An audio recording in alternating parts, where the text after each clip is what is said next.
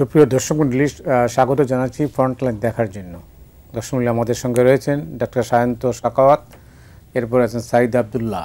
সাইদ আবদুল্লাহ একটা পরিচয় আছে, ফ্রিল্যান্সার জার্নালিস্ট, মানবাধিকার কর্মী। আর সায়ন্ত সাখাওয়াতকে আপনারা জানেন, G9-এর সাধারণ সম্পাদক। আপনাকে দিয়ে শুরু করি। কেমন আছেন? ভালো আছি আলহামদুলিল্লাহ। আপনি ভালো আছেন? জি। কি দেখছেন সামনে?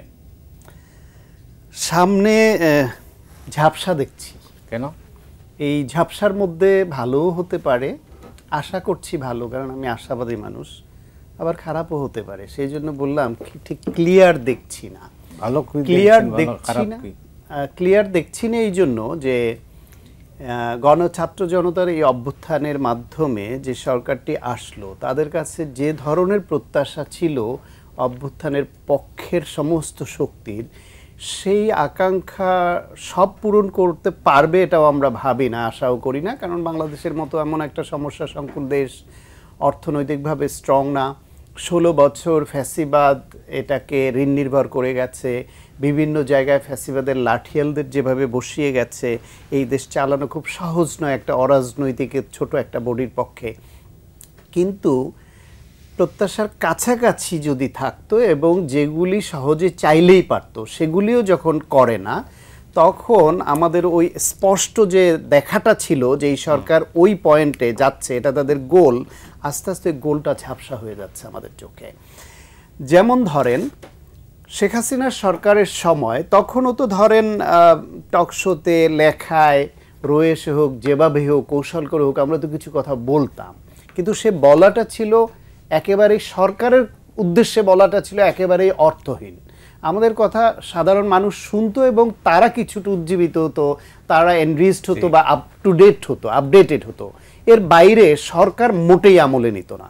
কিন্তু এই সরকারের বেলায়ও দেখছি যে তারা একঘেয়েমি হোক, ভুল হোক, ইচ্ছাকৃত কোনো উদ্দেশ্যমূলক কিছু হোক, যাই ধরি আমরা করছে, সেই করাটা নিয়ে সমালোচনা হচ্ছে। যেমন আলী ইমাম মজুমদার, তার সেক্রেটারি নিয়োগ নিয়ে সমালোচনা হলো যে প্রধানমন্ত্রীর দপ্তরের মহাপরিচালকে করছে, যে গণহত্যার সঙ্গে যুক্ত, তার অফিসে 15 সাল থেকে ডিসি নিয়োগে একটা ব্লান্ডার করলো।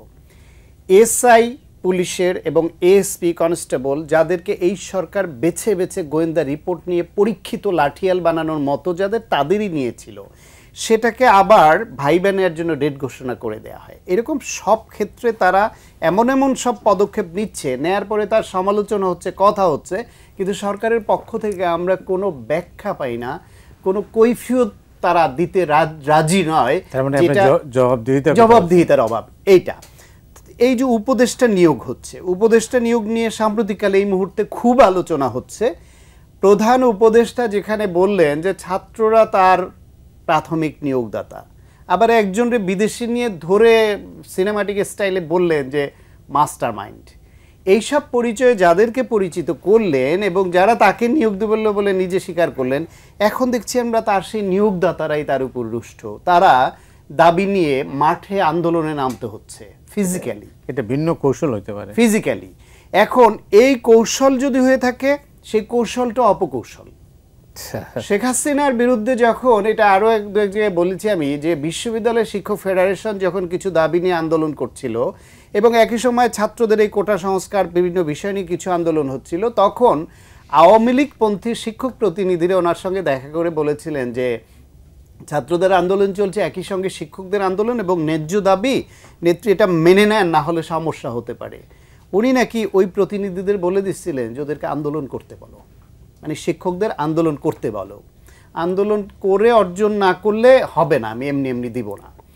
এইটা শেখ হাসিনা নিশ্চয়ই একটা অপকৌশল ছিল, যে এই আন্দোলন, এই দিকে মিডিয়া সব কিছুকে ব্যস্ত রাখা, আর একটা আকাম কুকাম কোথাও করা।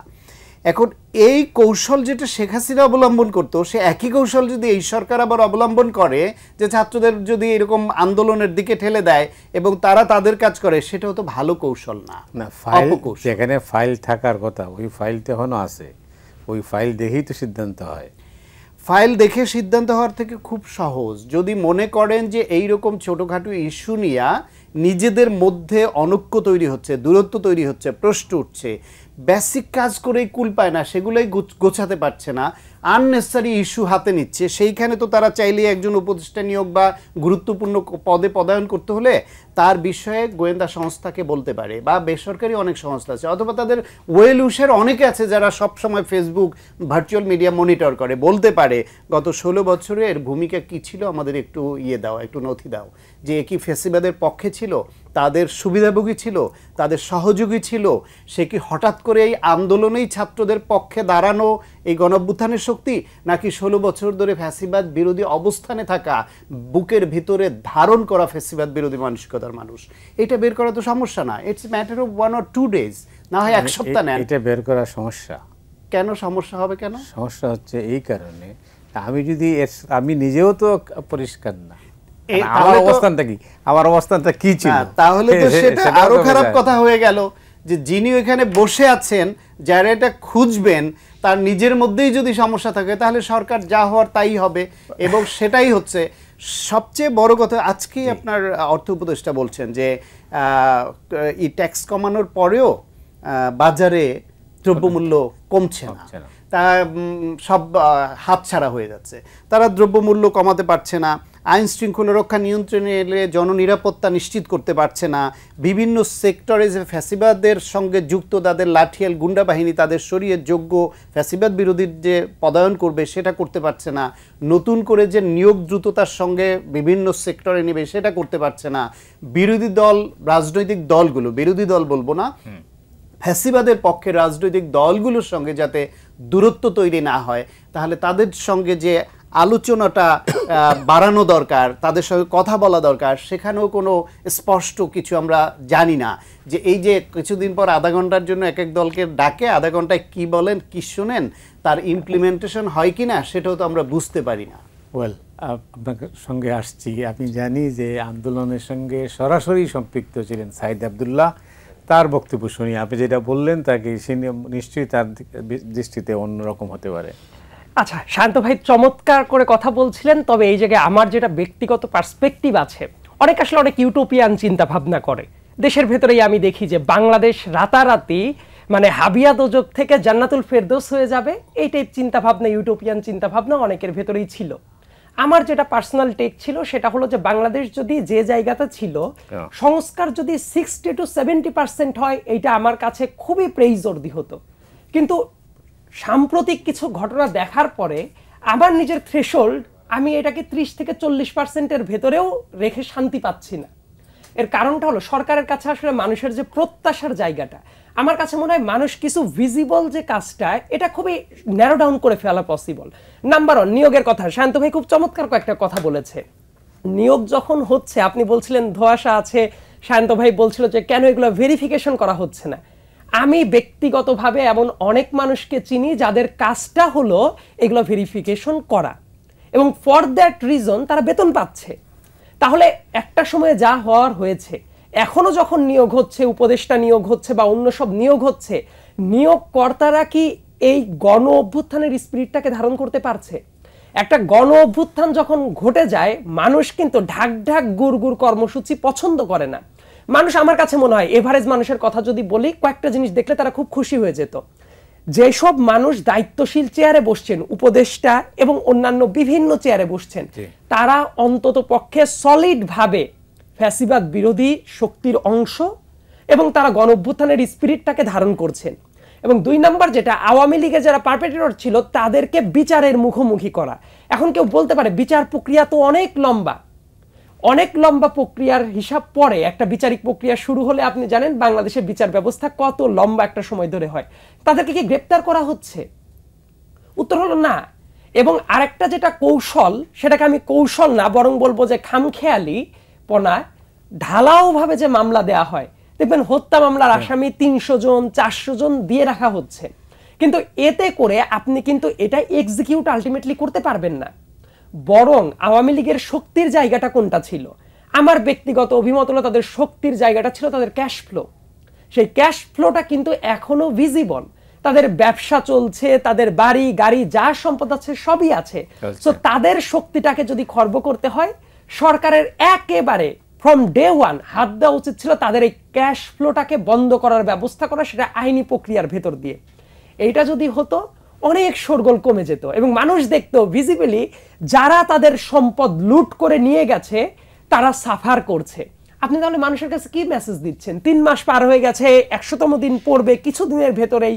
তাহলে মানুষ যদি ন্যূনতম দেখতো যে এই যে জন আকাঙ্ক্ষা, সেই আকাঙ্ক্ষাকে ধারণ করছে এবং যে কোনো ব্যাপারে জনগণের যে মতামত সেটাকে তারা আমলে নেওয়ার চেষ্টা করছে। আমার কথা ভুল ধরবো তারপর সংশোধন করবে, কেন এটা হওয়া দরকার? তারা কি নিজেরা বুঝে না? তাদের কি কনসার্ন লোক নাই? অবশ্যই আছে। তাহলে আমি বলতে পারি এই জায়গায় গাফিলতি আছে, অথবা অন্য কাউকে সন্তুষ্ট করার তাদের একটা প্রবণতা আছে। সেই কাদেরকে সন্তুষ্ট করার চেষ্টা করছে সেটা ইনভিজিবল। আপনি এমন অনেক মানুষকে দেখতে পারবেন যে খুব বাজে রকম নিয়োগ হচ্ছে, সেটা নিয়ে দেশের ভেতরে প্রচন্ড শোরগোল হচ্ছে। এমনকি ছাত্ররা কিন্তু নিজেরাও বলছে যে তারা এটা এক্সপেক্ট করে নাই, এটা কেন হলো। একজন সমন্বয়কের কথা আমি ক্লিয়ারলি বলি, হান্নান মাসুদ যে আছে সে বলেছে যখন ইউনূস সাহেব নিয়োগগুলা দিচ্ছিলেন প্রথমে তাদের সাথে কথা হয়েছিল যে যদি কোনো উপদেষ্টা বা অন্য কাউকে নিয়ে কথা ওঠে সেটা রিভাইজ করা হবে এবং তার পরবর্তীতে কোনো যদি নিয়োগ দেয়া হয় এই স্টেক হোল্ডারদের সাথে আলোচনা করা হবে। কিন্তু তারা নিজেরাই বলছে তাদের সাথে আলোচনা করা হয় নাই। তার মানে হলো ভেতরে থেকে অন্য কেউ একটা আছে, তারা চাচ্ছে অন্য সবার সাথে আলোচনা করার দরকার নাই। এবং আরেকটা যেটা সংকটের জায়গা, যেটা নিয়ে আমি মনে করি যে অনেকেই কথা বলছে না অথবা একটু সময় নিচ্ছে যে বলবো কি হয় না হয়, আমি একটু খোলাখুলি বলে ফেলি। আমার কাছে যেটা মনে হচ্ছে ছাত্রদেরকে রাজনীতির থেকে শত্রু করে দেওয়ার একটা প্রবণতা দেখা যাচ্ছে এবং এই কাজটা আমার কাছে মনে হয় জেনে শুনেই কিছু বয়োজ্যেষ্ঠ মানুষ এই কাজটা করছেন। যারা বাংলাদেশের রাজনীতি সম্পর্কে জানেন, এবং শুধু বাংলাদেশ না, উপমহাদেশের রাজনৈতিক যে স্ট্রাকচার, এইটাকে কিন্তু আমি ইউরোপিয়ান স্ট্রাকচারের সাথে মেলাতে পারবো না। ওই জায়গায় আইনের শাসনের যে অবস্থা এবং বাংলাদেশের আইনের শাসনের যে অবস্থা, দুইটার ভেতরে যোজন যোজন দূরত্ব আছে। এই বিপ্লবী ছাত্রদেরকে যদি রাজনীতির চোখে শত্রু করে দেওয়া হয়, আলটিমেটলি তাদের যে স্প্যান ছিল, তাদের যে সম্ভাবনাটা ছিল, সেই সম্ভাবনাটা কিন্তু ছোট করে দেওয়া হচ্ছে। এবং ছাত্ররাও অনেক ক্ষেত্রে দূরদর্শিতার অভাবে এই ব্যাপারটা না বুঝে অতিরিক্ত রিয়াক্টিভ হয়ে যাচ্ছে এবং কোথায় কোথায় থামা উচিত তারা সেই থামার জায়গাটাও ভুল করছে। আমার কাছে মনে হয় সংকট আছে। আমি আবার একই সাথে এতটাও আশা হতো না যে কোনো কিছুই সম্ভব না। ধ্বংসস্তূপ থেকে কতদূর আমরা অগ্রসর হতে পারবো সেটা আমাদের চ্যালেঞ্জ। তবে আমার যেটা এক্সপেকটেশন ছিল, যে ধরনের সংস্কার কর্মসূচি এবং স্পিরিটটাকে দেখতে চেয়েছিলাম, কেন যেন মনে হচ্ছে আশার সেই পারদ চরচর করে ওপরে ওঠার তুলনায় নিচে নেমে যাচ্ছে। এটার কারণ কি? এটার কারণ বহুমুখী। আমার কাছে মনে হচ্ছে সরকারের পিপল টু পিপল কমিউনিকেশনের ঘাটতি আছে।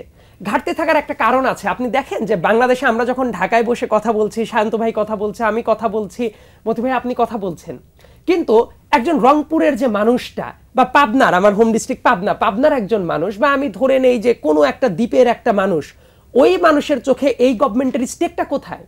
তার তো লোকাল গভর্নমেন্ট নাই। সে আগে কথা হলে মেম্বারের কাছে যেত, চেয়ারম্যানের কাছে যেত, সে মেয়রের কাছে যেত। প্রত্যেকটা বডি নন এক্সিস্টেন্ট। তাহলে তাদের প্রতিনিধিটাকে, তার মানে আমরা ঢাকা বসে যারা কথা বলছি, আমার কাছে কেন যেন মনে হচ্ছে এটা একটা ঢাকা ক্লাবের রিফ্লেকশন হয়ে যাচ্ছে, যে শহর কেন্দ্রিক। কিন্তু আপনার বাংলাদেশকে বুঝতে হলে তো অ্যাজ এ হোল বোঝার দরকার। তাহলে ওই মানুষটা যে টি স্টলে দিন শেষে বসে গিয়ে গ্রামের আলোচনায় বসে, তার স্টেকটা কোথায় দেশের? এবং সে তাহলে কি চাবে যে আমরা তাহলে জনগণের সরকার কবে পাবো বা আমাদের প্রতিনিধি কবে হবে? আমি বলছি না যে এই মুহূর্তে ইলেকশন দিয়ে দেওয়া দরকার বা কোনো কিছু, কারণ একটা সংস্কার না করে ইলেকশন দেওয়া উচিত না। কিন্তু একটা রোডম্যাপ, যেটা আমার কথা, এইটা প্রকাশ করতে এত ধোঁয়াশা কেন? রাজনৈতিক দলগুলোর সাথে মিটিং হচ্ছে, ভেরি ট্রু, কিন্তু সেই মিটিং এর আউটকাম গুলো কি, সেটা কি জনগণ জানা ডিজার্ভ করে না? এই জন্য আমি বলছি, আমার কাছে কেন যেন মনে হচ্ছে কিছু ব্যক্তি ডিসিশন নিচ্ছে, কিছু ব্যক্তি কাজ করছে, কিন্তু যেহেতু এটা ইলেক্টেড গভর্নমেন্ট না, তাদের উচিত ছিল তাদের পিয়ার ক্যাম্পেইনটা এমনভাবে করা যাতে দেশের জনগণ আশ্বস্ত হয়।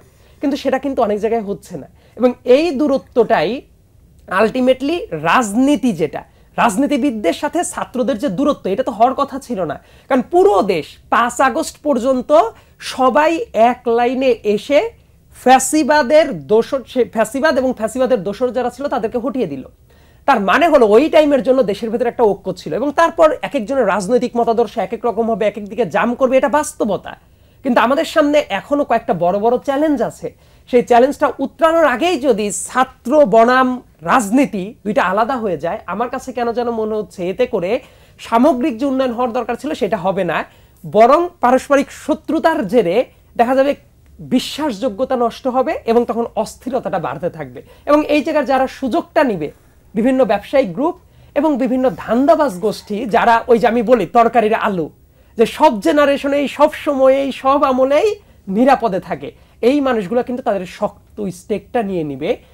একটা সময় যায় সাধারণ মানুষ যারা রক্ত ঝরিয়েছে রাস্তায়, তারা মনে করবে বিপ্লব মানে এই গণ অভ্যুত্থানে তাদের যে স্টেক ছিল তারা পাচ্ছে না, তারা ব্যাপকভাবে চিটেড হবে। অনেক ধন্যবাদ। রোডম্যাপ দিতে এত ধোঁয়াশা কেন? নিশ্চয়ই তাদের উদ্দেশ্যে কোনো ঘাপলা আছে।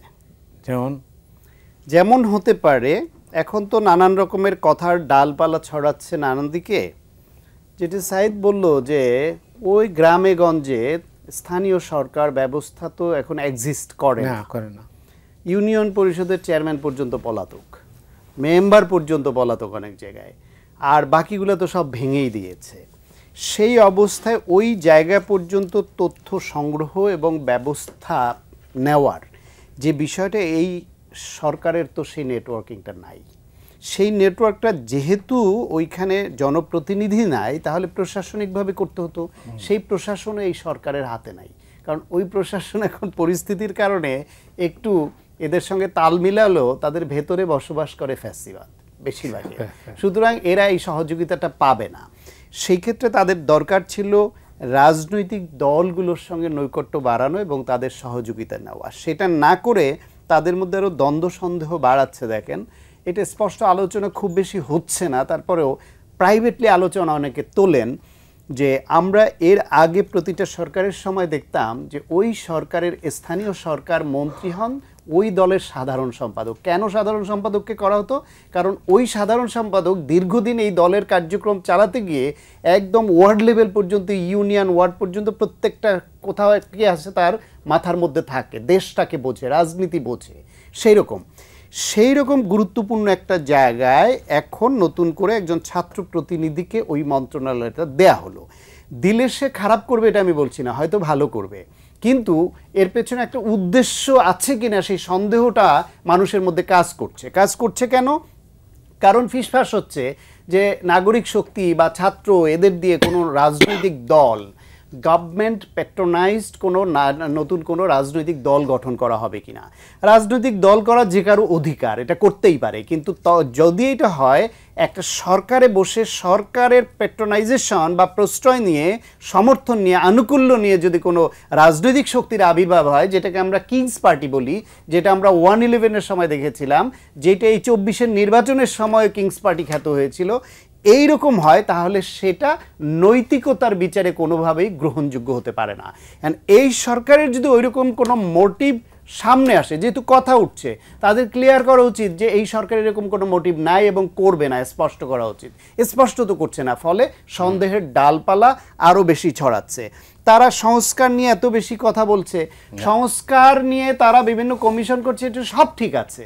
সংস্কারের জন্য নীতিমালা এটা করে সব যদি চাপিয়ে দেয়ও তারা, নির্বাচন দেওয়ার পরে নতুন যেই নির্বাচিত সরকার আসবে, জনগণের প্রত্যক্ষ ভোটে নির্বাচিত, তারা যদি এই সংস্কারকে ধারণ না করে, তাহলে কি সেটা তারা বয়ে নিবে, তারা এক্সিকিউট করবে? তাহলে বিএনপি ইতিমধ্যে 31 দফা লিখিতভাবে বই করে প্রকাশ করে অঙ্গীকার করেছে, লিখিত অঙ্গীকার। এবং বিএনপির সঙ্গে শুধু বিএনপি একা না, বিএনপি 27 দফা ছিল আর 14 দফা ছিল সমমনা ডান বাম অন্যান্য দলের, দুইটা মিলে 31 দফা করা হলো। এবং আমি নিজে বারবার পড়েছি ওইটা, ওই 31 দফার অর্ধেক মানলেও বাংলাদেশের চেহারা পাল্টে যাবে, রাজনৈতিক চেহারা পাল্টে যাবে, গণতন্ত্রের আদল পজিটিভলি অনেক পাল্টে যাবে। তাইলে বিএনপি এবং এই সমমনা দল তাদের সঙ্গে বসুক, জামায়াত ইসলাম ইতিমধ্যে সম্ভবত 10 দফা নাকি দিয়েছে, তাদের সঙ্গে বসে বলুক যে তোমরা যা দিয়েছো এটার কোনটা কোনটা তোমরা ক্ষমতায় আসলে 1 বছরের মধ্যে ইমপ্লিমেন্ট করবা বলো, বা 2 বছরে করবা, অথবা আমরা এখন থাকতে কোনটা কোনটা করব সহযোগিতা করো, আমরা একমত হয়ে এগুলি সংস্কারগুলি করি। যারা এই দেশ ভবিষ্যতে চালাবে, রাজনীতিবিদদেরই তো দেশ চালাতে হবে, তাদের মতামত নিয়ে তাদের সঙ্গে কথা বলে এরা একমত হয়ে যে সংস্কারটা করবে সেই সংস্কার যতটা টেকসই হবে, একতরফাভাবে করলে চাপিয়ে দিলে সেটা হবে না এবং এতে সময় ক্ষেপণ হবে। এই সময় ক্ষেপণের ফলে তাদের নির্বাচনটা পিছিয়ে যেতে পারে এবং এটা উদ্দেশ্যমূলক কিনা বেশি দিন ক্ষমতায় থাকবার জন্য, অথবা বেশি দিন থেকে তারা যে রাজনৈতিক দল গঠন করতে চায় ওইটাকে পোক্ত করবার ক্ষেত্র তৈরি করার জন্য তারা সময় ক্ষেপণ করবে কিনা, এই সন্দেহগুলো তো আছে। সন্দেহ থাকা অমূলক নয়, কারণ এই রাজনীতিতে প্রত্যেকের প্রতিপক্ষ, কেউ কারো বন্ধু না, প্রত্যেকের আদর্শ, প্রত্যেকের অবস্থান, প্রত্যেকের মোটিভ আলাদা। সুতরাং আপনি এরকম ভাবারও কোনো কারণ নাই যে সবাই এক চিন্তা করবে, অবশ্যই যে যার স্বার্থ চিন্তা করবে। সেই অবস্থায় যদি সরকার তাদের বিরুদ্ধে এই দ্বন্দ্ব সন্দেহ তৈরির ক্ষেত্রটা দূর করতে চায় সেটা অসম্ভব নয়। অনেক সিনিয়র গুরুত্বপূর্ণ নেতাদের বলতে শুনি, ব্যক্তিগত আলাপচারিতায় বলি যে ওনাদের তো গাইড করতে হবে, কথা বলতে হবে। বলে কারে গাইড করবো? ওনারা তো গুরুরে কি শিষ্যরা গাইড করতে পারে? ওনারা তো আমাদের কথা শোনেন না। শোনেন না এমন কথাও বলেন যে ওনাদের কোনো প্রয়োজনে বা হঠাৎ কোনো কিছু চোখে লাগলে যে এটা ঠিক হচ্ছে না, এটা কথা যে বলবো, অপিনিয়নটা দেবে, একটা ফোন করলে অনেক উপদেষ্টা যারা কাছের ছিল তারাও ফোন ধরেন না। ফোন না ধরতে পারলে তারা অবসর সময়ে রিং ব্যাক করতে পারেন, সেটাও করেন। এই আক্ষেপও অনেক নেতারা করেন। তাহলে এই যে রাজনৈতিক শক্তির সঙ্গে সরকারের দূরত্ব, ছাত্রদের সঙ্গে সরকারের দূরত্ব, অথবা এই দূরত্বর খেলার যে কৌশল, যেটি আপনি বললেন যে কৌশল তো কত রকম হতে পারে, সেটা যদি হয়, এর কোনোটাই তো আমাদের জন্য কোনো ভালো বার্তা দেয় না। আর একটা জিনিস বলি, নায়িকা যে সময় নষ্ট এবং বিশৃঙ্খলা তৈরি করে, বই মেলাটা সোহরাওয়ার্দী উদ্যানে হবে কি হবে না, এটা কি খুব জরুরি বিষয় এখন? সেই সিদ্ধান্ত গণপূর্ত থেকে কি এখন দিতে হবে? এত বছর হয়ে আসছে, যাক না, এদের এই এক্সট্রা লোড নেওয়ার দরকারটা কি? আপনার সব দেশ উদ্ধার করে ফেলবেন 1-1.5 বছরে নির্বাচন দেওয়ার আগে। সেটা রাজনৈতিক সরকার এসে সিদ্ধান্ত নেক বা এরাদের রিকমেন্ডেশন দিতে পারে, আপনি নাকচ করে দিলেন। এখন আবার এরা যাবে, দেন দরবার হবে, প্রকাশকরা আন্দোলন করবে, একটা অ্যানার্কি তো তৈরি হয় বা একটা বিশৃঙ্খলা তৈরি হয়। কেন করতে হবে? সেন্ট মার্টিন নিয়ে যেই কারবারটা করলো, এটা এত জরুরি ছিল, আপনি কিছুটা নিয়ন্ত্রণ করে যেতেই দিব না। ওইটাকে কেন্দ্র করে এত বছর ধরে যে ব্যবসা গড়ে উঠেছে, তাদের বিনিয়োগটাও তো দেখতে হবে। আপনি তাদের সঙ্গে আলোচনা করেন, সময় দেন, তারপর উভয় পক্ষে একমত হয়ে করেন। গার্মেন্টস সেক্টর বলেন, বিভিন্ন সেক্টর বলেন। আজকে স্বাস্থ্য উপদেষ্টা গেছেন পঙ্গু হাসপাতালে ব্রিটিশ হাই কমিশনারকে নিয়ে ভিজিট করতে। কি পরিস্থিতিটা তৈরি হলো, কি মেসেজ গেল ব্রিটিশ হাই কমিশনের সামনে? তার গাড়ি বের হতে দেয়নি, তার অন্য গাড়ি নিয়ে উপদেষ্টা চলে আসতে হয়েছে। আহতরা ওইখানে ঘেরাও দিয়ে রেখেছে, তাদের সুচিকিৎসা পাচ্ছে না। 1 লাখ টাকা করে যে ফাউন্ডেশন থেকে দেওয়ার কথা ছিল সেটা দিচ্ছে না। 3 মাস হয়ে গেছে, 100 দিন হয়ে যাচ্ছে অভ্যুত্থানের, এখনো পর্যন্ত যদি হাসপাতালে কাতরায় এবং তারা চিকিৎসা না পায়, যাদের রক্তের উপর ভর করে আপনি চেয়ারে বসলেন আর তাদেরকে ফাঁকি দিবেন, এটা তো ভালোভাবে নেওয়ার সুযোগই নেই। অনেক ধন্যবাদ আপনাকে। তার অভিযোগ তো আসলে সমাধানটা কোথায়? আমার কাছে যেটা মনে হয়, সমাধানের জন্য যারা সমাধান প্রার্থী এবং যারা সমাধান পাবে তাদের ভেতরে যে ব্রিজটার দরকার ছিল, ব্রিজটা নির্মাণ করা জরুরি। আমি খুবই সহজ ভাষায় বুঝি, আমি তাত্ত্বিক আলাপের দিকে আমি একটু কম যাই। যেমন যে সমস্যাগুলোর প্রত্যেকটার উত্তর আমি যদি থাকতাম, আমি কিভাবে সমাধান করতাম, আমি একটু বলার প্রয়োজন অনুভব করছি। সেন্ট মার্টিন ইস্যু নিয়ে যে কথাটা আসছে, সেন্ট মার্টিনে আমি অনেকবার গিয়েছি, এই লোকাল মানুষদের সাথে ব্যক্তিগতভাবে আমার পরিচয় আছে। এই সেন্ট মার্টিনের 4 মাসের ইনকাম দিয়ে ওরা সারা বছর কিন্তু চলে এবং ওই জায়গার মানুষগুলো এই হ্যাভিলি ডিপেন্ডেন্ট। সো তাদের রুটি রুজির ব্যবস্থা কি হবে, আপনি যদি সেটা ফোকাস না করে হঠাৎ করেই আপনি মনে করেন যে আপনি খুবই সলিড একটা গ্রাউন্ডে চলে যাবেন, নভেম্বর মাসে রাত থাকা যাবে না, ডিসেম্বর এবং জানুয়ারি মাসে তারা থাকতে পারবে 2000 মানুষ করে, এবং ফেব্রুয়ারি মাসে একজনও যেতে পারবে না। রোজার টাইম লাইনটা দেখেন, রোজার টাইম লাইন মার্চ মাসে, এবং ফেব্রুয়ারি মাস থেকে যে এই যে মার্চ মাস, তাহলে এই মাসটা কি হবে? বলছে পরিষ্কার পরিচ্ছন্ন করবে। আমার কথা, 1 মাস পরে যদি পরিষ্কার পরিচ্ছন্ন কাজটা শুরু হতো, এটা কি মহাভারত অশুদ্ধ হয়ে যেত? যেত না। এবং আরেকটা যেটা ব্যাপার আছে, বাজারে যেসব অপপ্রচার আছে সেন্ট মার্টিনকে নিয়ে, এই পতিত স্বৈরাচার নানা ধরনের সন্দেহের ডালপালা অলরেডি বিস্তর ঘটিয়ে গেছে। সো এই ব্যাপারটা এই বছরই এত তড়িঘড়ি করে কেন করার দরকার হলো? আপনি টাইম নেন, টাইম নিয়ে মানুষের যে পারসেপশন, সেই পারসেপশনটাকে বোঝাটাও কিন্তু অত্যন্ত গুরুত্বপূর্ণ। তার কারণ কি, মানুষের কাছে কিন্তু তাহলে অবচেতন মনেই ওরা যে প্রোপাগান্ডা ছড়িয়ে গেছে সেটার পর একটা প্লাস মার্ক বসে গেল যে আসলেই তো বোধহয় এরকম হচ্ছে। আসলে তো এরকম হচ্ছে না। অ্যাক্টিভিজমটা জরুরি, কিন্তু সব জায়গায় এনজিও টাইপ অ্যাক্টিভিজম চালানো যাবে কিনা এই ডিসিশনটা পলিটিক্যালি নেওয়াটা উচিত ছিল। এবং দেখেন এই যদি কেউ আমাকে বলে যে পরিবেশের ভারসাম্য ক্ষতি হয়ে যাবে, কেন ওই জায়গায় লোকাল ইন্টিগ্রেশন করা পসিবল না? পাড়ায় পাড়ায় একটা কমিটি করে দেওয়া পসিবল না যে এই জায়গায় পানির বোতল ফেলবে না, তার জন্য লায়াবল হবে এই পাড়ার কমিটি, এই বাচ্চারা? তাহলে লোকাল ইন্টিগ্রেশনও হতো, পরিবেশও রক্ষা পেত, এবং পলিটিক্যালি এটা চার্জড আলোচনা হতো না। বাংলা একাডেমি নিয়ে চমৎকার কথা বলেছে শান্ত ভাই, যে বাংলা একাডেমি এই যে বইমেলাকে কেন্দ্র করে বাংলা একাডেমির চত্বরেই হবে নভেম্বর মাসে একটা কথা বলে হুলস্থুল একটা কাণ্ড তৈরি করে ফেললো। কারণ বইমেলা বিগত দিনগুলোতে আমি দেখেছি সরোয়ার্দী উদ্যানের বিস্তীর্ণ এলাকা দূরে করেও অনেকের জায়গা সংকলন হয় না। সো এই কাজটা করার জন্য কি এই মুহূর্তে এত ডিসিশন নেওয়ার দরকার ছিল? মানে মানুষকে একই সাথে, আমি বলি এক একটা টাইমে এক একটা শব্দের খুবই হাইপ থাকে, এখন একটা শব্দের খুবই হাইপ আছে আমার কাছে, মানে টপ টু বটম দেশের মানুষ একটা শব্দ খুবই পরিষ্কারভাবে জানে, সেটা সংস্কার।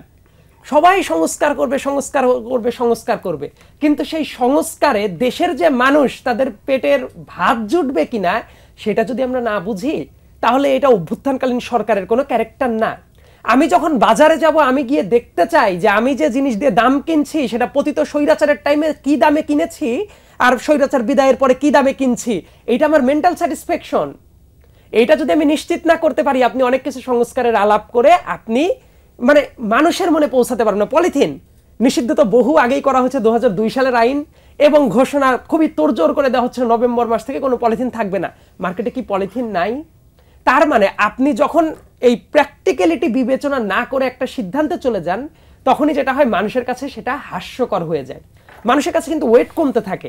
এবং যে ব্রিজটা সবচেয়ে গুরুত্বপূর্ণ এই মুহূর্তে, দেশের এই যে ছাত্ররা আছে, ছাত্র, পলিটিক্যাল দল এবং একই সাথে সরকার, আমি যদি এই তিনটা স্টেকটাকে আলাদা আলাদা বর্ডারে রাখি, এদের প্রত্যেকের ভেতরে একটা কোঅর্ডিনেশন দরকার।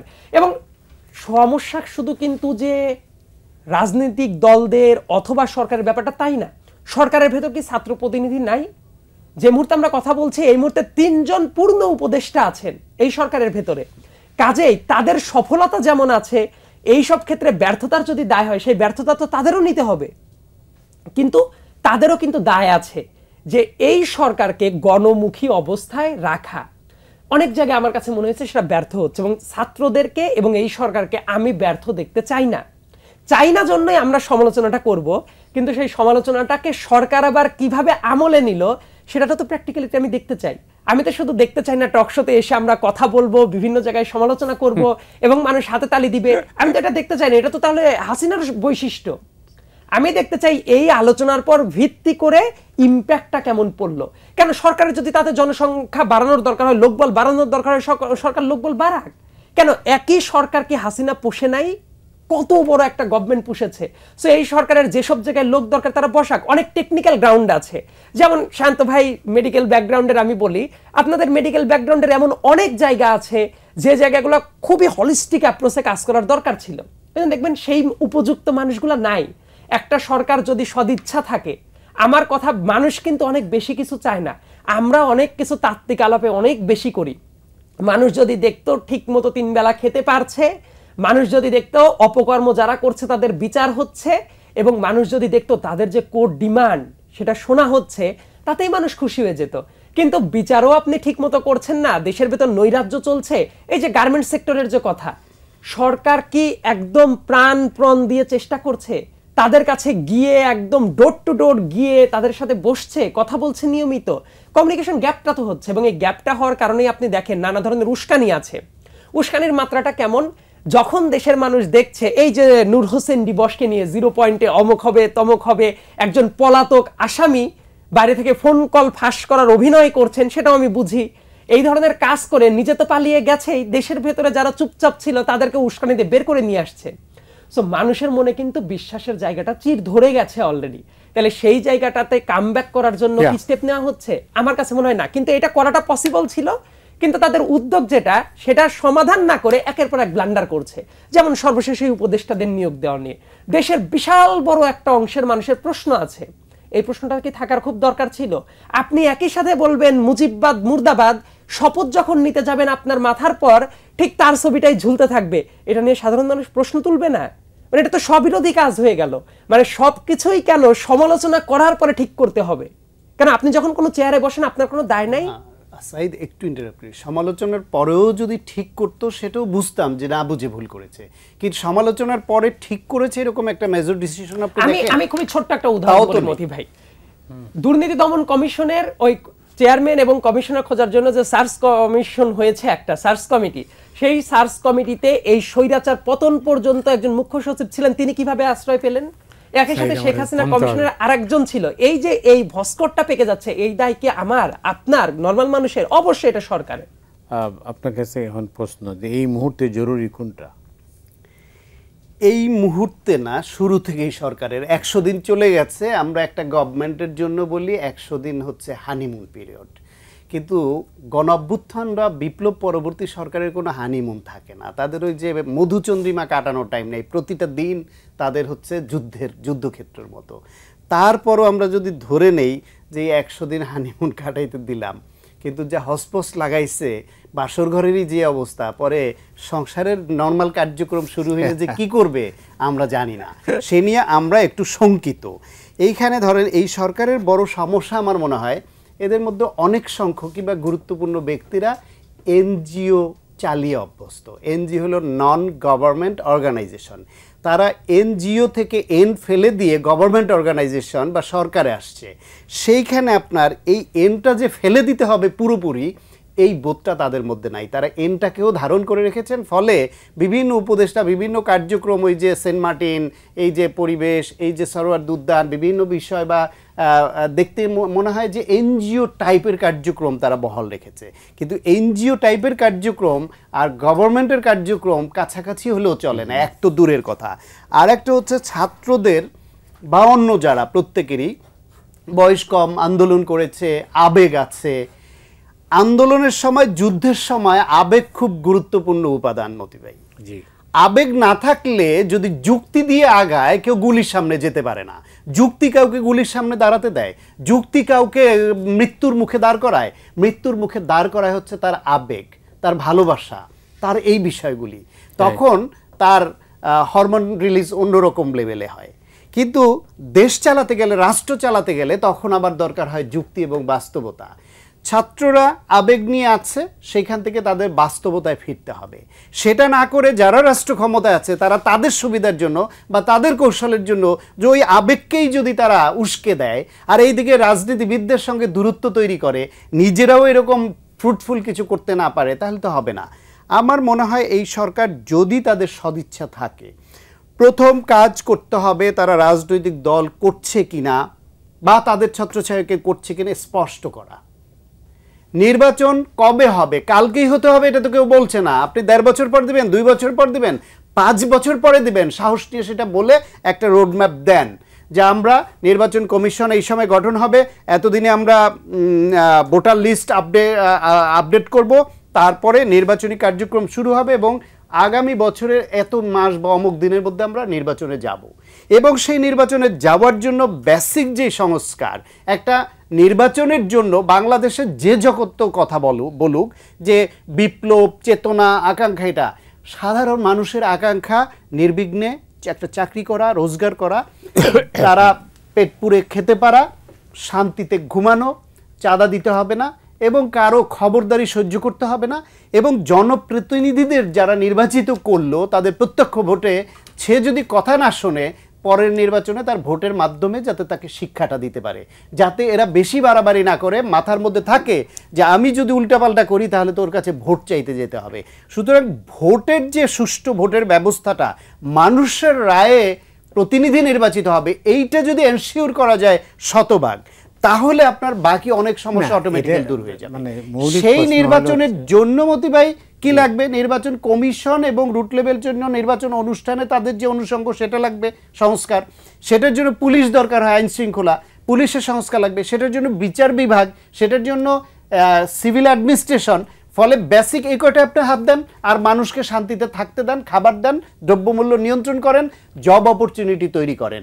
বিনিয়োগের জন্য ডক্টর মোহাম্মদ ইউনূস ইন্টারন্যাশনালি এমন লেভেলের মানুষ, উনি তো এই আমেরিকায় কোনো একটা সামিটে গেলেও তো দেখি ডজন ডজন আন্তর্জাতিক নেতা তার সঙ্গে বৈঠক করার জন্য আগ্রহী হয়ে আসেন। তাহলে তিনি তো পারতেন যে এই সময়ের মধ্যে কিছু গুরুত্বপূর্ণ বিনিয়োগকে আনা, একটা বিনিয়োগের একটা কনফারেন্স করতে পারতেন বাংলাদেশে, যে বাংলাদেশে এখন আগের ফ্যাসিবাদ নাই, বাংলাদেশের ভবিষ্যৎ ভালো, বিনিয়োগের জন্য আসুক। কিছু জব অপরচুনিটি লাগবে তো। 16 বছর ধরে যে জনগোষ্ঠীকে শুধুমাত্র ফ্যাসিবাদের বিরুদ্ধাচরণ করা অথবা তাদের পক্ষে, তাদের পকেটে না ঢোকার জন্য চাকরি থেকে বঞ্চিত করা হয়েছে, তাদের আপনি চাকরি দিবেন কোথায়? খাবে কি? শান্ত, অনেক ধন্যবাদ। সাইদ আব্দুল্লাহ, আপনি নিশ্চয়ই জানেন যে আইন উপদেষ্টা বলছেন ঢালাও মামলায় বিব্রত সরকার, আপনার কি মত? অবশ্যই, আমি তো আগেই বলেছি যে আপনি অপরাধীর বিচার করতে হলে আপনি সুনির্দিষ্ট অভিযোগের ভিত্তিতে বিচার না করে আপনি যদি এরকম ঢালাও মামলা দেন, তাহলে সেটা ফ্রুটফুল কোনো কিছুই বয়ে আনবে না। রাদার যেটা হবে, জনমানুষের মনে ন্যায় বিচারের যে প্রত্যাশার জায়গাটা, সেই জায়গা থেকে আপনি ক্রমশ দূরে চলে যাবেন। দেখবেন, একজন মানুষ মার্ডার কেসের আসামি না, তাকে আপনি মার্ডার কেসে কেন আসামি করবেন, এবং এই ব্যাপারটাকে যাচাই করা খুব কঠিন একটা কাজ। আবার খুবই গুরুত্বপূর্ণ একটা কথা হলো, এমন অনেক জায়গায় পুলিশ নিজে গুলি করে মেরেছে, মারার পরে এই মার্ডার কেসের আসামি পুলিশ না, রাদার লোকাল যেসব মানুষজন আছে, চাঁদাবাজির একটা আঁকড়া খোলা হচ্ছে মামলার মাধ্যমে। এগুলো তো সত্য কথা। এমন অনেক জায়গায় ঘটনা ঘটছে যে জায়গায় মামলা অনেকের নামে দেওয়া হয়েছে, যারা চাঁদাটা দিচ্ছে তাদের নাম কাটা হচ্ছে, যারা চাঁদা দেয় নাই তাদের নামটা আছে। এটা কি ভালো কোনো মেসেজ দেয়? এবং ঢালাওভাবে মামলায়, এবং আওয়ামী আমলে মতিভ আপনার মনে থাকার কথা 2023 সালেই এই জুলাই মাসের পর থেকে যখন রাজনৈতিক দলগুলো কর্মসূচি শুরু করলো ইলেকশনের জন্য, এবং 28 অক্টোবরের পরে আমরা সবসময় বলতাম যে গায়েবী মামলাটা রিপ্লেস হয়ে গেছে এখন ঢালাও মামলা দিয়ে। সো এগুলা কোনোটাই ন্যায় বিচারের সাথে একই সাথে যায় না। এবং আমি তো একইভাবে দেখতে চাই কোর্টের যে কালচারটা, কোর্ট কালচারটা কি ঠিক আছে? আমি অন্ততপক্ষে কোর্টটাকে সবসময় মনে করি একটা পবিত্র জায়গা হওয়া উচিত। একজন মানুষ হাজার অপরাধী হতে পারে, সেও যখন কোর্টে যাবে তারও আইনের প্রোটেকশন পাওয়ার অধিকারটা আছে। কিন্তু সেটা কি হচ্ছে, নাকি ভস্কট পেকে যাচ্ছে? এই জিনিসটা ডিল করা কিন্তু যে কোনো একটা মন্ত্রণালয় বা একজন ব্যক্তি বা কেউ একা এটা করতে পারবে না। এই ব্যাপারে খুবই ক্রিটিক্যালি স্ক্রুটিনি করা উচিত। এবং আপনি করবে এটা করার জন্য দেখেন, পুলিশ তো তদন্তের জায়গা থেকে যেটা আছে পুলিশের করা উচিত। এই সাইডে তিনটা কনসার্ন, পুলিশ তো আছেই, স্বরাষ্ট্র মন্ত্রণালয় এবং আইন মন্ত্রণালয়, এই দুইটার ভিতরে কোঅর্ডিনেশনটা দরকার। এখন ঘটনা যেটা ঘটেছে, আপনি পুলিশের পর এই সরকারের পূর্ণ কন্ট্রোল এখনো আছে বলে আমার মনে হয় না। যদি সেটাই হতো, পুলিশের গুলিতে যে মারা যাচ্ছে ওই মামলার আসামি পুলিশের বাইরে তো আর মার্ডার কেসের আসামি অন্য কারো হওয়ার দরকার ছিল না, কিন্তু সেটা তো হচ্ছে। তাহলে এইটার দায়ভারটা কার? আপনি তো প্রশাসনিক পদগুলোতে বড় বড় মানুষকে নিয়োগ দিয়ে রাখলেন, তারা কি বসে থেকে শুধু মাস শেষে বেতন তুলবে এটাই তাদের বিধান? এটা না। এবং এই কারণে বলি, এই ঢালাও মামলা শুধুমাত্র যে এই সময়ের জন্য ক্ষতিকর ব্যাপারটা এইটাই না, বরং এটা আওয়ামী লীগের অপকর্মকারী যারা আছে তাদেরকে একটি স্পেস দেওয়া হচ্ছে। এবং এদেরকে ধরার সবচেয়ে বড় উপায় যেটা ছিল, অর্থনৈতিক অপশনগুলা যেগুলা এরা লুটপাট করে অর্জন করেছে, সেই জায়গায় এদের একদম মাজাটা ভেঙে দেওয়া অর্থনৈতিকভাবে, যেগুলো অবৈধ ইনকামের সোর্স ছিল। আর যে রাজার করি নাই সেই রাজাকে কেউ মানে না। অনুরূপভাবে আওয়ামী লীগও যদি দেশটাকে ডিস্টেবিলাইজ করার প্ল্যান করে, তাদের যদি টাকা না থাকে তারা কিন্তু অনেক কিছু করতে পারবে না। এবং আপনি এই ঢালাও মামলার পরিবর্তে তাদের ইনকাম সোর্সগুলা যেগুলো অবৈধভাবে অর্জন করেছে, এইটা বন্ধের দিকে যদি মনোযোগ বেশি দেওয়া যেত, আমার মনে হয় যে ফলাফল আরো তড়িৎ গতিতে আসতে পারত। ধন্যবাদ। কি ঢালাও মামলা রিপ্লেস হয়েছে, মানে গায়েবী মামলা আর ঢালাও মামলা?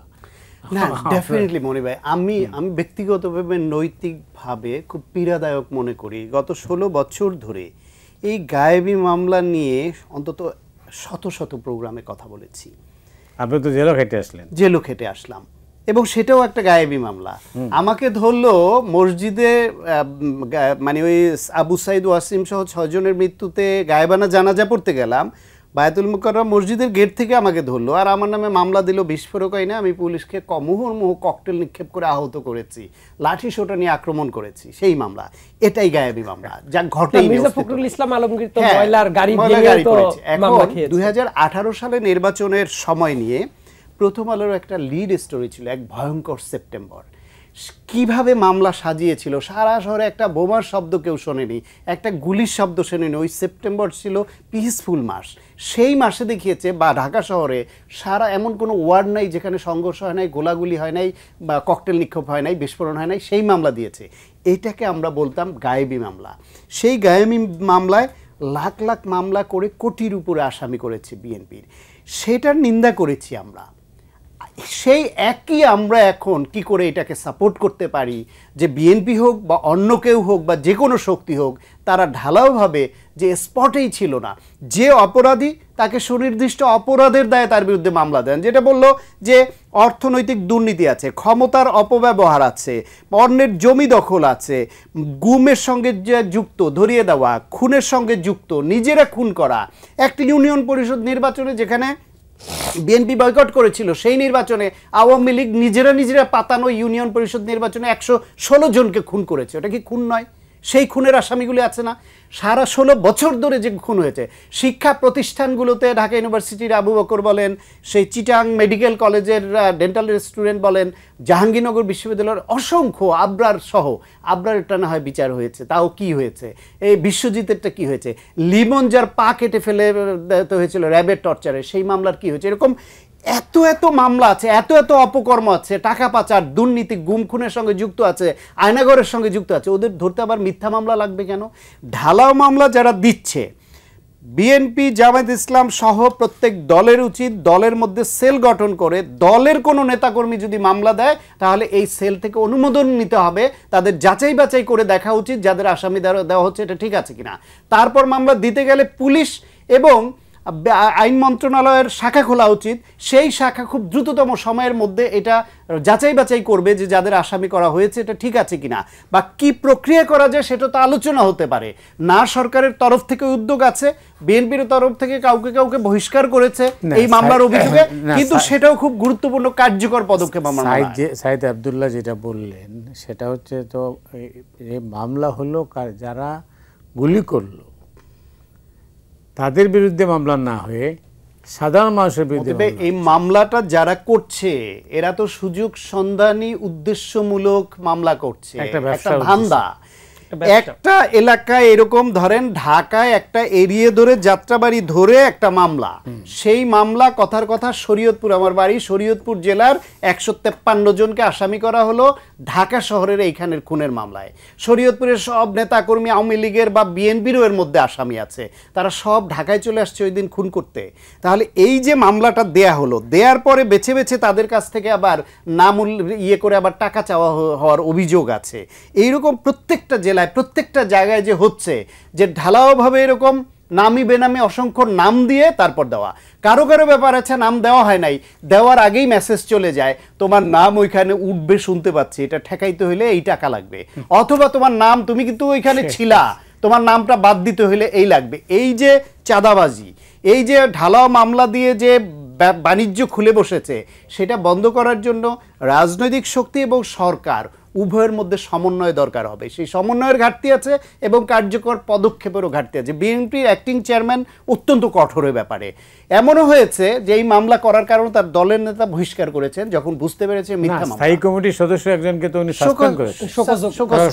সুতরাং বিএনপির অ্যাক্টিং চেয়ারম্যান, মহাসচিব সহ সিনিয়র নেতারা এ ব্যাপারে খুবই অ্যাক্টিভ, কিন্তু এত বড় দল সব ওইভাবে সামাল দেওয়া খুব সহজ নয়। কিন্তু যদি পার্টির তরফ থেকে একটা এরকম সেল করা হয়, যেই সেলে এই রাজনৈতিক মামলা যতগুলো হবে যেই জেলার যেখানেই হোক, এইটার তৈরি করে তার এফআইআর তৈরি করে মামলা দাখিলের আগে যদি এই সেলে দেয়, তারা ওই এলাকায় খোঁজ নিবে যে যাদের নামে দেওয়া হয়েছে এরা আসলে এখানে যুক্ত ছিল কিনা, তাহলে তারা আসামি হবে, বাকিটা বাদ চলে যাবে। বাকিদের মধ্যে আরে আওয়ামী লীগ 16 বছরে এত আকাম করেছে যে অপরাধ খুঁজতে গেলে ওদের নেতা খুঁজে পাওয়া যাবে না অপরাধবিহীন, মামলাবিহীন। সত্য মামলা দিলেই সেগুলি রেখে আমি কেন মিথ্যা মামলা দিয়ে তাদের বাঁচিয়ে দেওয়ার পথে যাচ্ছি? তারা বেঁচে যাবে তো, বিতর্ক তৈরি করে দেওয়া হচ্ছে। অনেক ধন্যবাদ। এখন যে প্রশ্নটা মানে সবাই বলছেন যে এই মামলার ভবিষ্যৎ কি, আর এই মামলা দেওয়ার পর আমরা দেখতে পাচ্ছি যে আসল অপরাধী যারা তারা কিন্তু দ্বারের কাছেও নেই। তো এই পরিস্থিতিতে আপনি তো সরাসরি আন্দোলনের সঙ্গে যুক্ত ছিলেন, আপনার ভাবনায় কি, আপনি কি ভাবছেন, আপনি কি দেখছেন সামনে? মামলার এই ব্যাপারটা নিয়ে অনেকে দেখবেন অনেক চমৎকার চমৎকার কিছু তথ্য দেয়।